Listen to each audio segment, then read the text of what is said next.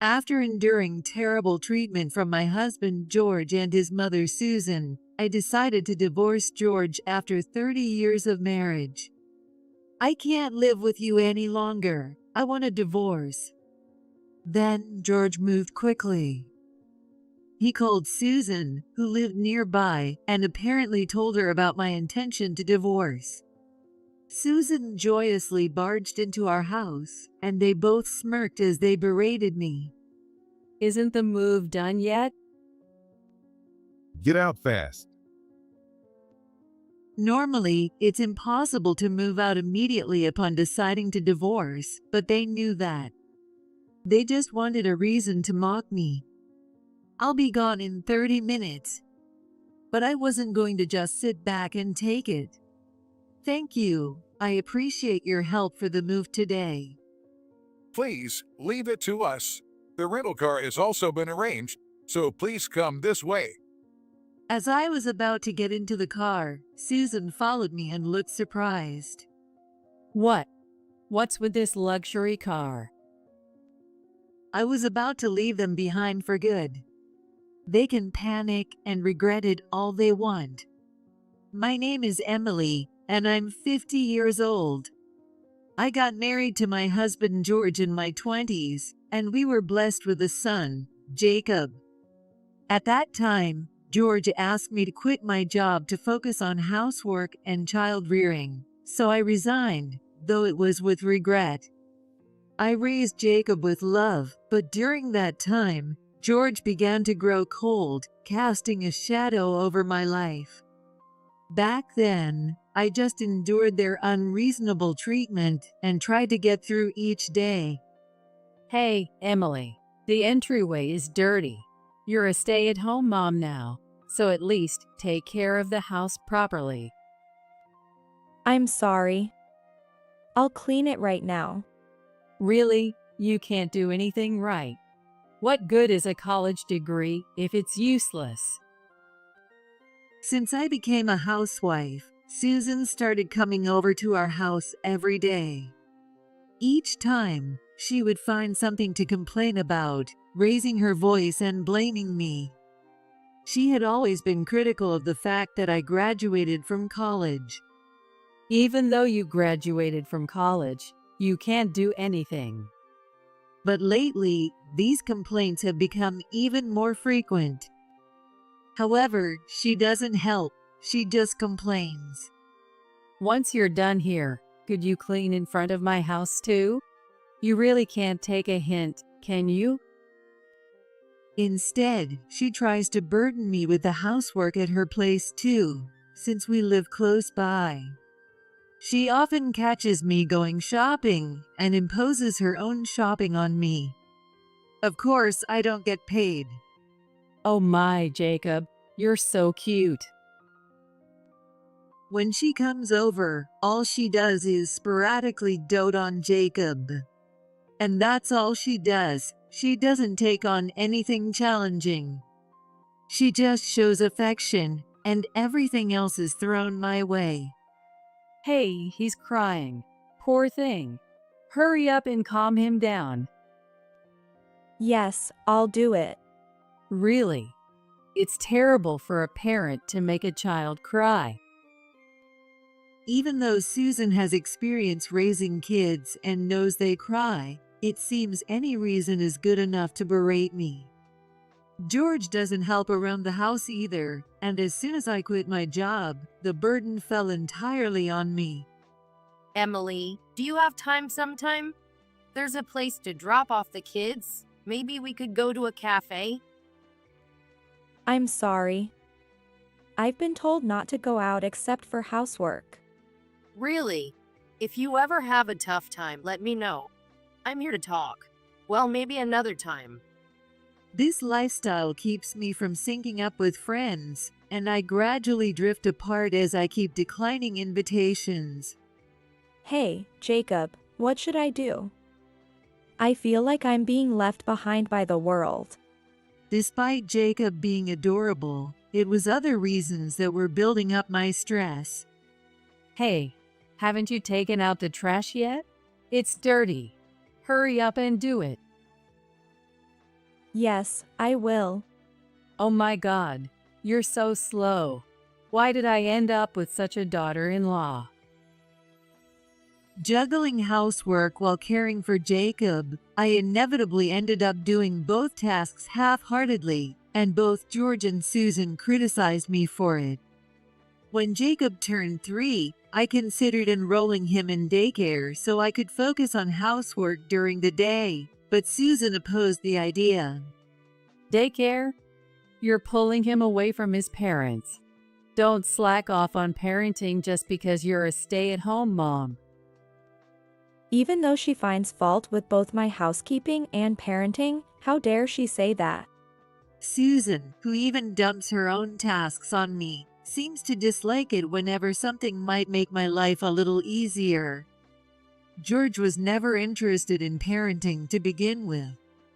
Do whatever you want. When he realized it wouldn't cost money, he just dismissed it and refused to join any further discussions. I decided to try to convince Susan. I think it's good for Jacob to practice socializing since he's an only child. Being firm because it was true seemed to work. I managed to convince Susan, at least for the moment. However, feeling outsmarted, Susan looked displeased and started to snipe at me. If that's what you think is best, fine. But pushing Jacob out like he's a nuisance, I would never do that. Seeing Jacob making friends and playing happily gave me some peace of mind. Yet my life was still under Susan's watchful eye. Just because Jacob isn't here doesn't mean you can slack off on the housework. Susan came over every day to check on me.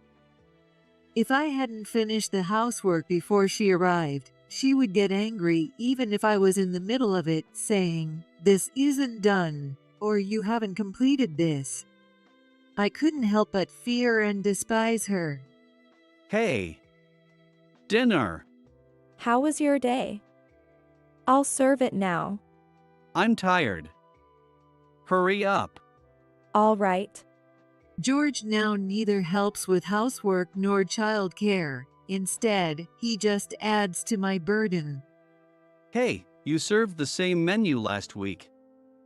Are you slacking on the housework? No, I cook every day, so some repetition is bound to happen. Are you talking back to me? Who do you think provides for you?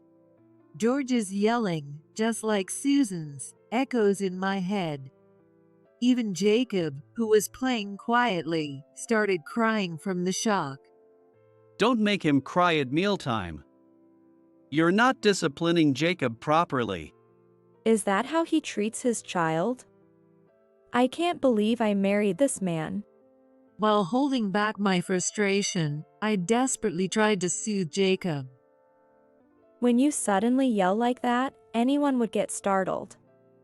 Please talk a bit softer. Are you saying it's my fault? Don't get cocky just because you're a stay-at-home mom. Without my money, you guys wouldn't be able to eat. Show some gratitude and respect. George always talks about money. Moreover, he separated his salary from the household account. He gives me some money for living expenses each month, but it's clearly getting less each year. Considering the expenses Susan forces on me, it's nowhere near enough. Even when I explain the situation and say we're short on money, George is very reluctant to contribute more. It's your negligence. You spend too much. You think you can do whatever you want with someone else's money. Yet, he won't tell Susan to stop sending me on errands. If only that would stop, things might be a bit better. You can't say no, and that's your fault. That's all George insists on. And he keeps blaming me. Surely, he doesn't want to be seen as the bad guy. And he hates that his earned money is used by anyone but himself. I have a bad relationship with my parents and nowhere to return to.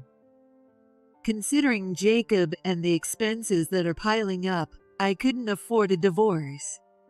Carrying the burden of stress, I convinced myself to maintain this marriage for Jacob's sake. Even as Jacob grew older, the harassment-like treatment towards me from them continued. Susan constantly watched over me, criticized my shopping and housework, and George often came home without notice. Yet, when he does come home, it's always suddenly, and he flies into a rage if dinner isn't ready right away. How many years have you been a housewife and you still can't manage the housework properly? Get it together. At least let me know if you need dinner. You don't come home some days. I can't have it ready instantly. Don't talk back. That's your job. Who do you think earns the money here? You're just eating off my earnings. The least you could do is manage that. Lately, George's arguments have gotten even worse. Jacob, having grown up, observed Susan and George with a very cold eye due to the treatment he received from a young age. He was kind to me, but clearly avoided them and rarely engaged in conversations with them. One day, with a serious expression, Jacob told me something shocking.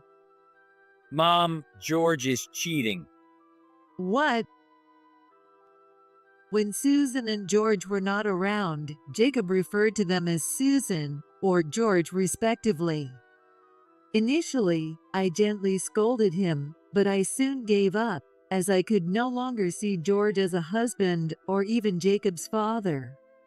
The other day, while I was hanging out with friends, I saw him walking with a young woman. So we followed them for a few days and got plenty of evidence.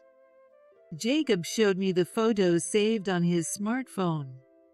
There were pictures of George walking arm in arm with a woman around 30 years old, entering a movie theater, and going into a restaurant. There were also photos of them entering a hotel, leaving a hotel, and even kissing on the street. Thanks for telling me, but don't do this again. It's dangerous. So I decided to gather evidence on my own. However, being constantly monitored by Susan, I couldn't freely act. I hired a detective and left it to a professional. I had no love left for George, and Jacob was already grown up. While preparing for a divorce, I decided to gather evidence of George's infidelity. George, we need to talk. I confronted him once I had gathered enough evidence. Then George lashed out at me in anger. So it's all my fault now, is it? It served you right to be cheated on. Do you think I can see a shabby old hag like you as a woman? As expected, George wouldn't admit his faults. And then he said his usual line.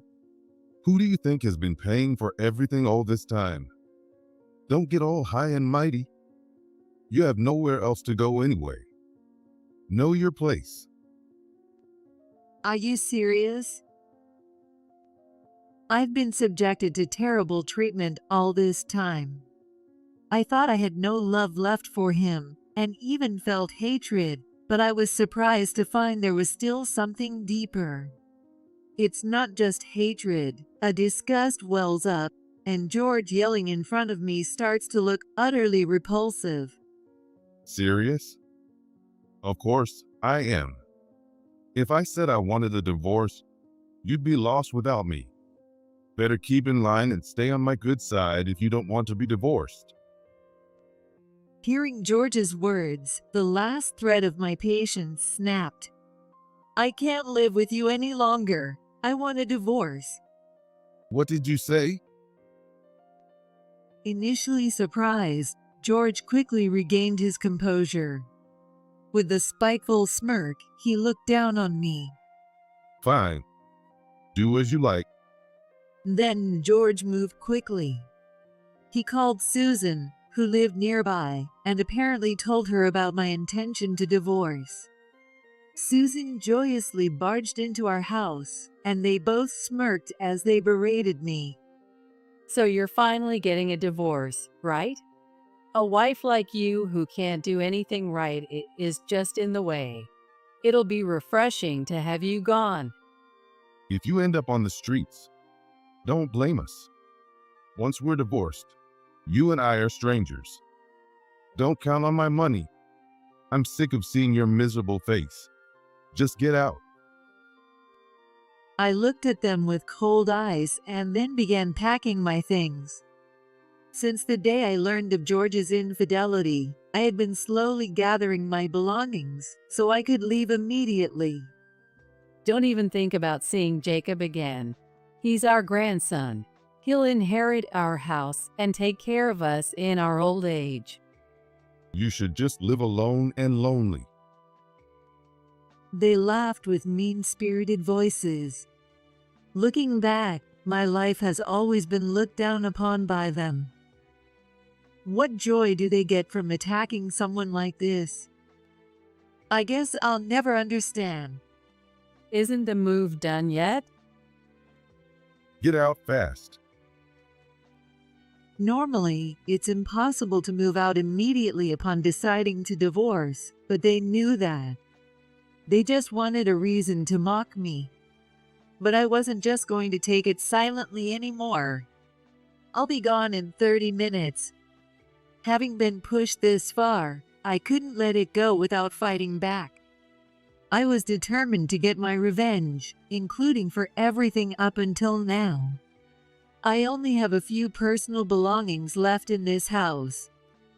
If I ever had a bit more stuff, George and Susan would get furious, so in the end, this made my move out much smoother.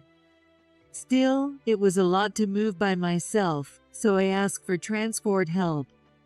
When I called, 2 vehicles quickly came. Thank you. I appreciate your help for the move today. Please leave it to us. The rental car has also been arranged, so please come this way. In addition to the vehicle for transporting my belongings, they arranged a separate car for me to ride in, which made the move very smooth. I had never used such a service before, but given how courteous it was, I would consider using it again. As I was about to get into the car, Susan followed me and looked surprised. What? What's with this luxury car? Hearing her scream-like voice, George hurriedly came out to the entrance. What the heck? Hey, Emily, what is this? Explain. Their faces red with anger. They looked anything but ordinary. They might be misunderstanding something. Since this might take a while, I asked the driver to wait. Then I turned back to the irrational two. What do you mean? I just called a car. It's obvious since I'm moving out and have luggage. That's not what I mean. Why are you getting into such a luxury car? Where did you get the money? Don't tell me you stole it from us. They barely give me any money. How would I steal it? I wish they'd be more realistic. Please don't say such terrible things. It's my own money. Encouraged by Jacob, I had been working as an online French tutor for about 10 years. Having majored in French in college, that background came in handy. I also did some interpreting and translation work, but the French classes were more successful than expected, and now I have my own company. You earned it yourself? Don't be ridiculous. What kind of job can someone who doesn't leave the house have? That's right. You must have stolen our money. You're always up to no good. Give it back now. Quickly. Apparently, they couldn't quite grasp the concept of online work. They might be severely outdated, but perhaps that's to be expected. It's a field they'll never be involved with, so they never had the knowledge. Susan, jumping to conclusions and forcing her own sense of what's normal, tried to grab at me. George, his face red with anger, was yelling and seemed on the verge of stomping his feet in a tantrum. It would only be a matter of time before he joined Susan in physically confronting me. As the hired car driver looked on bewildered, Jacob got out of the back seat and raised his voice. What my mom is saying is true. I introduced her to a job that turned out to be a great success, and now she's even wealthier than Dad. As her son, I'm really proud. Susan was surprised by Jacob's unexpected appearance. She stopped grabbing at me and turned towards Jacob. Jacob, what do you mean? You're not just siding with this woman because she's your mother, are you? George seemed unconvinced and decided that Jacob must be lying. Don't lie, Jacob. You're just under Emily's bad influence. Get back inside the house right now. Jacob showed no signs of being intimidated. As his parent, it's impressive how well he's grown up. No, I won't be going inside. I'm not returning to that house. I'm leaving with Mom. Jacob stated it clearly. Even after becoming an adult, Jacob had not been allowed to move out of our house. As Susan inadvertently revealed earlier, their intention was probably for him to take care of them in their old age. Jacob, who could have left whenever he wanted, had until now complied with Susan and George. He stayed in this oppressive house with me because he was worried about leaving me alone. But now, he no longer needs to. With me moving out, Jacob, who stayed in the house for my sake, can now be free. What are you saying? After all we've done raising you, how can you say such a thing? That's right, Jacob. Apologize. The one who raised me is my mom. It definitely wasn't you two. Until now, Jacob had been quiet, but he firmly counted. Perhaps it was an unexpected turn of events, as Susan's face turned pale. How dare you say something so terrible? You only went to college because of me. What an awful way to talk. Jacob looked at George with a very cold gaze. It's always about money with you, Dad. And actually, that money has been coming from Mom for a while now. What did you say? George turned his gaze to me.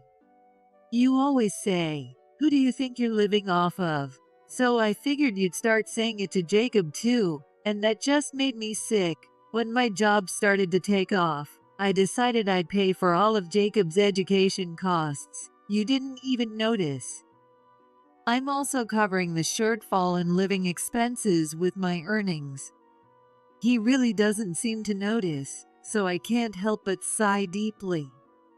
Jacob seemed just as dismayed, his face expressing utter disbelief.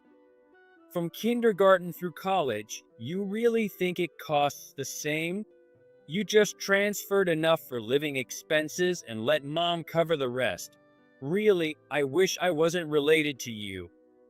What kind of way is that to talk to me as your parents? So far, Jacob had been calm, but now he glared at George with fiery eyes. And then he let out an incredibly low roar. My only parent is my mom. Jacob's sudden outburst startled George. He probably didn't expect to be challenged. Susan also seemed too frightened to speak.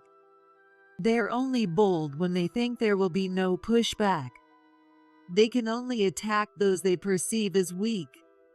What petty and despicable people they are. I only called you Dad and Grandma to keep Mom from being the target of your frustrations. You two are really just strangers to me. A man who scrimps on money for the house just to torment Mom, and a woman who sporadically dotes on me and then acts all martyred as if she's my mother. George and Susan were silenced by Jacob's piercing gaze. This is the first time I, as his mother, have seen Jacob so angry. Acting like a mother, but only when you feel like doting. I don't remember you ever really taking care of me. Being taken out by you has been a pain since I was little, because you just impose your opinions and convenience on me. I'm not some accessory for you to show off. Susan, stared down by Jacob, let out a small scream. Susan would only take Jacob from me when she felt like it, and act like a good grandmother in public places. It's been this way since Jacob was little.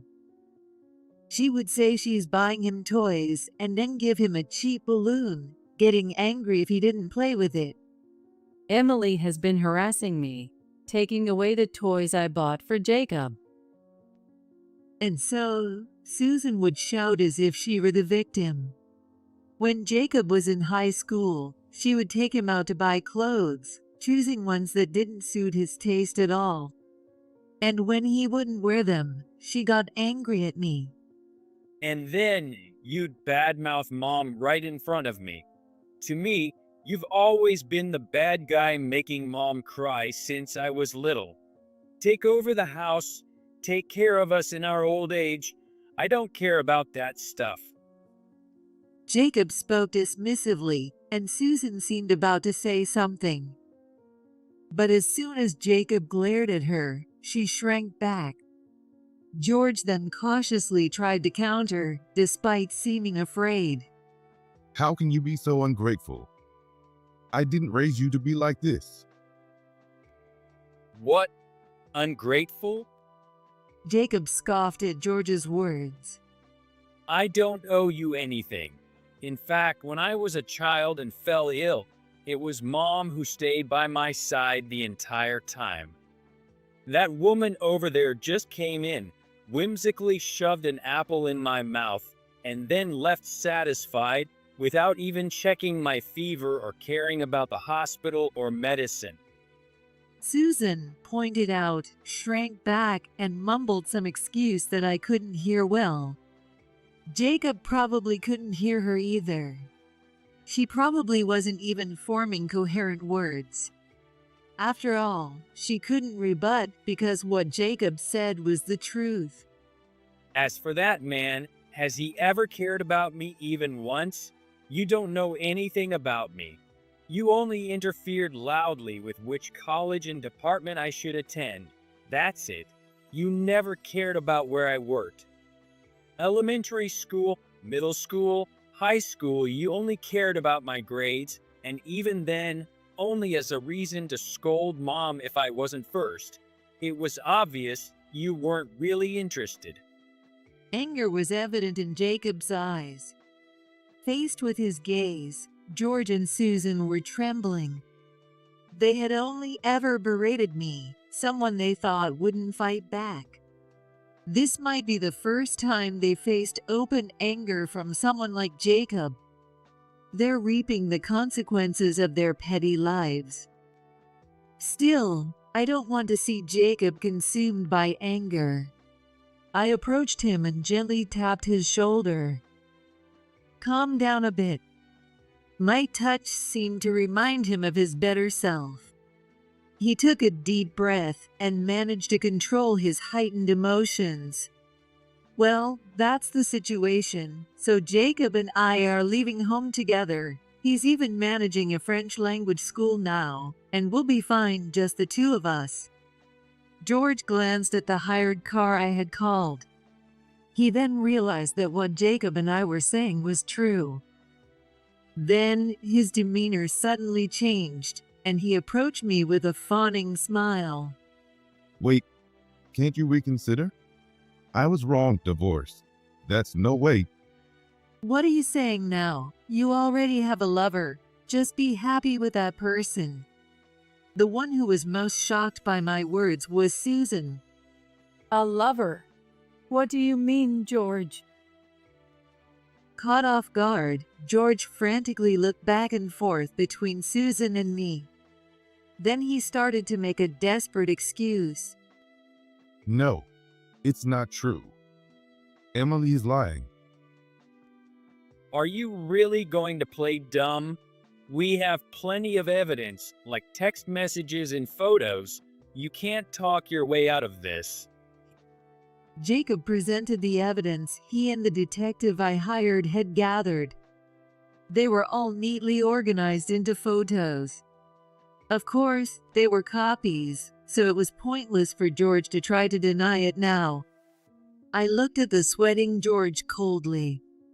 Your girlfriend, Mary, right? She's quite beautiful and young. I've also been in contact with her husband. Both he and I plan to file for damages, so good luck. Damages? George's face turned even paler. Seeing him turn from flushed to ghostly white gave me some satisfaction. Jacob, remaining calm, confronted the panicked George with the reality. You disregarded Mom and went after a married woman. It's only natural, or did you not think at all? Contempt was clear in Jacob's eyes. I was almost impressed. It was because I thought I couldn't despise George any more than I already did, yet he still managed to disappoint me further. Who could have predicted he'd manage to disappoint beyond all expectations? George, you've been living it up ever since I stopped asking for household expenses. You spend most of your salary as soon as you get it, don't you? The money you contribute to the household has been steadily decreasing. Did he really think I was frugally managing the household just because of his scoldings? His uncontrolled spending had eroded both his financial sense and his reason. It's unbelievable that you didn't realize Mom was covering almost all the household expenses. There's no money in the household account. Every month, I deposited the necessary amount, which then got used up. George, what's going on? Damages. How much money is left? Susan rushed over to George, demanding answers. The fact that the first thing Susan asked her cheating son George about was money was so fittingly shallow for her. Feeling cornered, George frowned uncomfortably and then roughly brushed off Susan's hand. Shut up. It's fine. I have my retirement money, and it's not like there's nothing left. Let's hope that's enough to cover the damages. I don't know how much is left in George's salary account, but judging by his lavish spending with Mary, it can't be much. My words seemed to perfectly capture George's anxiety. George, who had been cowering, now glared at me with eyes full of hatred. I exaggeratedly shrugged. Oh, scary. Even if you glare at me, you'll still have to pay the damages, and no extra money is going to appear. If he had managed his finances properly, this wouldn't be happening. If he hadn't cheated, the damages might have been more manageable. Actually, since you didn't give me the household money, I plan to add that amount to the damages, so get ready. I've kept thorough records since I started covering nearly all the household expenses. Once I started making a steady income, I consulted a lawyer about our household issues and prepared everything properly. Unlike George, who spent without thinking. When Susan realized George had no money, she immediately turned to us with a fawning smile. Unlike George's ingratiating behavior towards me, she approached Jacob with a wheedling tone. Wait, Jacob. Are you really leaving? Are you going to abandon me? Please think of me and help me. Her tearful and pathetic act was laughable. Despite hearing Jacob's words, how can she think he would help her? Doesn't she realize he probably hates her and doesn't harbor any positive feelings? Surely, she can do something so shameless because she believes the world revolves around her. It's an incredibly convenient way of thinking. It's nothing short of pathetic. Jacob glared at Susan with loathing. You always got in the way whenever I tried to go to Mom, ever since I was in kindergarten. Susan's expression froze. She seemed to be scrambling for an excuse, but Jacob didn't give her a chance to speak, continuing with cold eyes. And you always said things like, Jacob, it's a shame your mom can't cook, or Jacob, you got sick because your mom can't clean. You always badmouthed Mom to make me hate her. Hearing Jacob's words brought back my own memories. Susan would always say these things loudly, making sure I could hear. I already thought she was an unpleasant person, but having her actions exposed by Jacob left her expression frozen. She never considered how her treatment of me and her pitying of Jacob would make us feel. She only cared about her own satisfaction. That's the kind of selfish person she is. I'm not someone you need to take a pity on, and Mom is great at cooking and cleaning. She always worked hard. You made Mom do even your own housework while you did nothing. If you say I abandoned you, I did it the moment you started badmouthing Mom to me. Hearing Jacob's clear declaration of disdain, Susan collapsed to the ground. George, who had always catered to Susan, was still muttering about his money. In the end, self-centered people like them can only see their own needs. Jacob and I got into the hired car, leaving them behind. That's how it is, so make sure you pay the damages, and don't ever contact us again. There was no response from them. As the car drove away, I didn't look back even once, leaving behind the place where I had endured so many years of suffering. George was also sued for damages by Mary's husband, losing a substantial amount of money. I received the damages from Mary as well, which was a relief.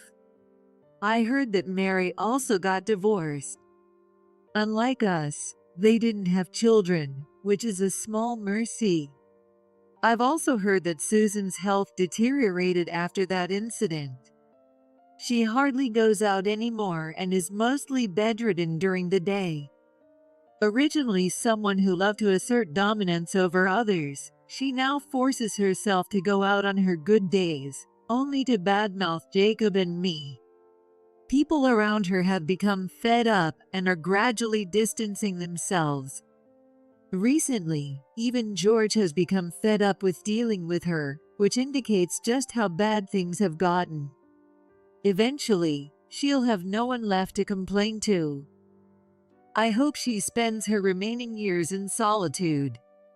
George and Mary worked at the same company, and both are now dealing with significant social stigma. When Mary found out George had no money, she quickly left him and also quit her job to work elsewhere. Without savings, George will have to continue working, feeling out of place for the rest of his life. Susan, his only remaining family, constantly complains, and as an old man with no money, George will likely find that no one wants to associate with him. He, too, is destined for a lonely life. I'm looking forward to seeing which of us ends up in a worse situation. I moved into an apartment with Jacob. I considered buying a house, but since Jacob would soon be on his own, an apartment seemed more convenient. Mom, there's someone I want you to meet. Well, does that mean? 6 months after the divorce, Jacob introduced me to his girlfriend. Let me introduce you. This is Jessica. Nice to meet you. I'm so glad to finally meet you. I hope we can get along well. Jessica was a very kind and lovely girl. Mom, you've been through a lot, so I want you to be as happy as possible from now on. I'm so glad you're such a kind person. I'm a bit clumsy, but I really respect you, Emily. Please teach me many things. With tears in my eyes, I nodded at their words. It felt like all the hardships I endured were being replaced by happiness. I'm sure that from now on, my life will be filled with smiles.